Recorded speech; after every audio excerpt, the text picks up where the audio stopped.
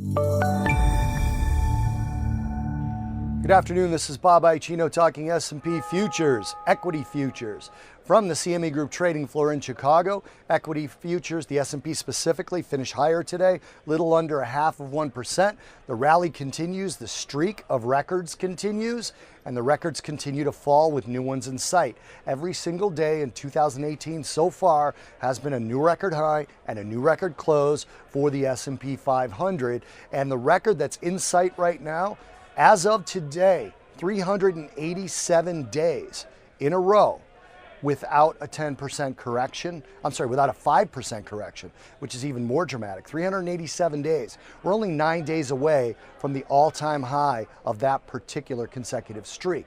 We've never gone more than 396 days without a 5% correction. Right now we're at 387%. That record would be significant if it broke. The VIX is telling us it could happen, but we do have the start of earnings seasons, which I'll talk about in a minute.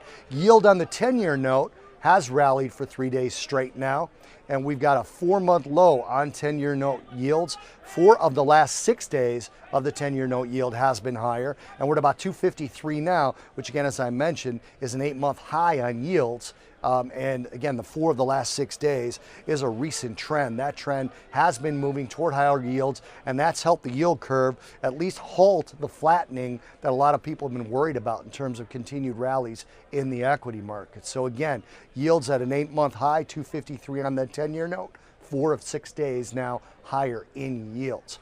Earnings season is beginning. Friday's the big day of the start of the earnings season. We've got financial stocks reporting on Friday. And this particular earnings season, from bottom-up EPS estimates from analysts, this is the smallest decrease of earnings expectations we've seen since 2010. Earnings expectations are only expected to be only